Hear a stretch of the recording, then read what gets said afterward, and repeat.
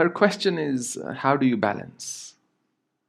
It's not easy being nice in the world, or it's not easy to always follow a value system because constantly the world challenges you. And it almost seems there is plenty of reward for not being nice, for not being good. There is, as if those who just get their way seem to be happier. And it almost always seems that those who speak the truth get punished more or are, put through greater trauma or torture. So, how do you balance? I can't really give a rule of thumb. I can't really say, do this and that's how you measure. I think if there was anything like that, then I've already said it. And that is, A, do the best you can without feeling guilty or being too hard on yourself. Transformation that is rapid, I'm always skeptical about it because it's going to wear thin very soon. It's going to fizzle out. Transformation that is gradual is going to stay with you. When I get people who want to be, let's say, initiated or want to walk this path and they feel all these fireworks towards me or with me or in their life, I'm always waiting for the fireworks to die down first and for the smoke to disappear. Those who take their time in making a decision and sticking with it and analyzing their path and their guru and their belief system or value system are far more likely to follow through. So major decisions of life or big things in life cannot be done just at a knee-jerk reaction. That from this moment on, I'm going to be this person. It's not going to happen. So one way to balance is to maintain your mindfulness. And as I said, do the best you can. A. B. Does it befit me? What I am going to say or do or what I may be thinking presently, does this suit me? Is it what I've subscribed to? Is it the kind of life I've committed myself to? Or can I do better? Can I think better? Maybe can I behave in a different fashion? So A, do the best you can. B, ask yourself, does it befit me? Does it suit me? And C, just remember that most of our good decisions in life we arrive at after making a lot of bad decisions. That's just how learning goes. In hindsight, vision is 10 by 10. But it's easy to say, but you did what you thought was right at the time. It seemed like a good idea. So living in the present moment and improving your present is the way to lasting transformation. Because ultimately, it's not any guru or teacher who's teaching you.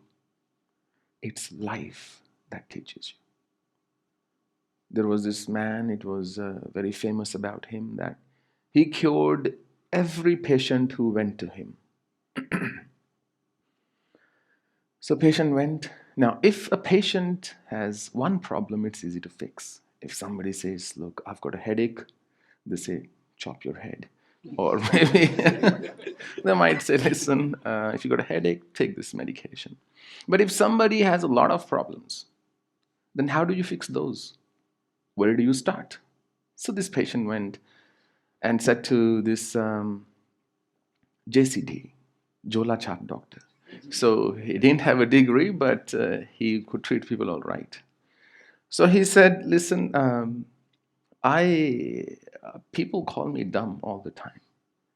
Sometimes they pay me less. He said, I run a shop. They pay me less. I'm unable to calculate. And I end up losing money. And I can't even see things clearly. My vision is really poor. And I can't taste anything. My taste buds have totally gone. And the man takes out a solution, a red colored this solution, concoction. He says, sir, please have this. What will this thing do? He said, it will fix the first problem you have. It will make you intelligent and you will always get your numbers right. He said, really? That simple? Yeah. He said, try it. So he drinks that little bottle. And after drinking that, he says, I'm not really feeling anything. It was just, I don't know what it was. He said, I'll give you a total of 3 bottles. And the first one I've given you. Each bottle will cost you 500 rupees. So please deposit 2,000 with me now. The man said, what are you talking about? 3 into 500 is 1,500. He said, there you go, the lotion's working. The solution I gave, not the lotion, sorry. The solution's working. You're already more intelligent. You got your numbers right. He said, this is ridiculous. You're getting smarter, he said. He said, what about my vision and my taste? He said, for that, you'll have to come next week. So he says, listen, now I've paid this guy, I may as well try it. So the following week, he goes back to this doctor, call him imposter. So he goes there and he says, okay, I know the first time you deceived me, but I really hope you have something special this time that will make my vision perfectly well. He said, of course I do. He calls his assistant. He says, bring that special solution that we have, that very special decoction that's going to fix this guy. And he brings a little bottle that had red colored solution in it. And the patient said, this is just crazy. This is also red. It's the same thing you're giving me. He said, sir, your vision is already working now. So please deposit the 500 for this time. And said, I will get you the next time. If you fail to cure my taste, then promise me you will return all my money, because that's what the claim you make, that if you fail to cure, you will return the money. He said, absolutely, I'll double it. He said, then fix my taste buds. He said, next week. So the next week, he goes back, this patient, and he gives it, and he says, listen, I've come to get my taste buds fixed. He said, first, you need to deposit the 500 rupees. He gives it. He says, all right, bring back, he says to the assistant, bring that special bottle we have that fixes, that's going to fix his taste buds. And he brings a little bottle that has a green kind of solution in it. And he says to the patient, please drink it. And the patient drinks it. It tastes just like the first one. He said, your taste buds are working now. You can go, you're fixed, your brain's working, your vision's working, your taste buds are working. Your sense of taste is working. Such is the case with life.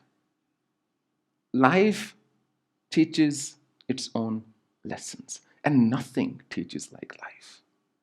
So if you want to maintain balance, the first thing is be aware that I want to be more balanced in my thinking. That desire, that mindfulness of that desire is the beginning of any transformation.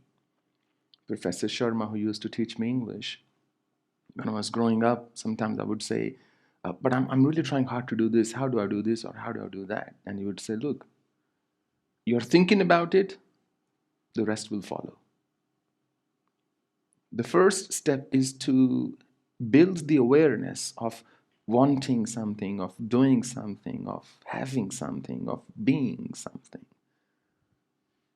And the rest then just follows. And as they say, if it was easy, somebody else would have done it. It is hard work. But if somebody out there in the world is raising a family and being happy in that environment, I believe that person can do anything.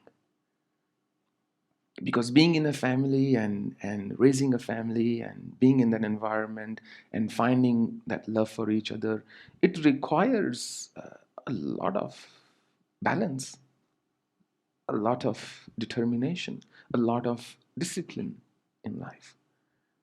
So householder can accomplish anything.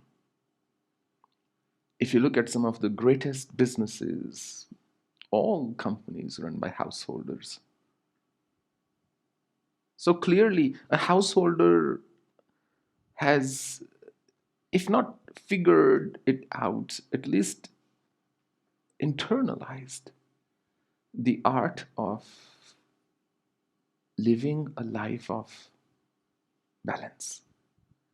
They know where to speak up, they know where to be quiet. I read somewhere, it's a little off track, but just got reminded that the success of a marriage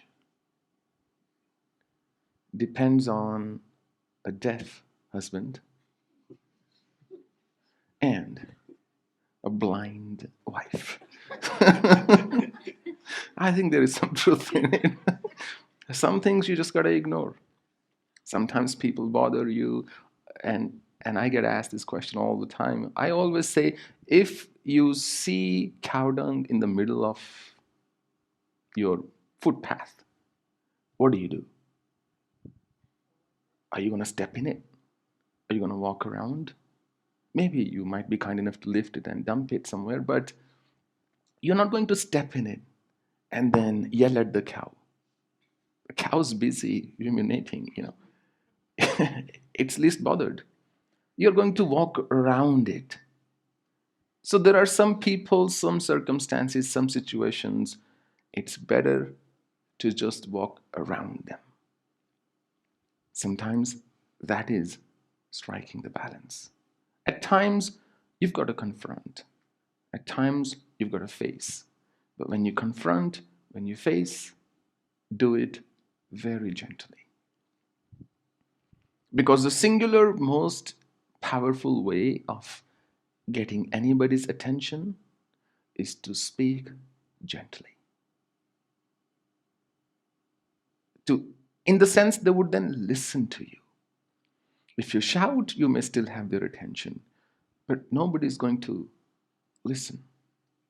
And unless you are heard, there is going to be no solution that you seek. The other person has to listen to you. The other person has to hear you out so they can even make sense of what you actually want.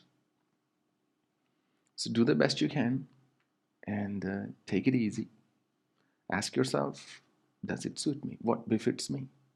What would suit my character? And just act accordingly.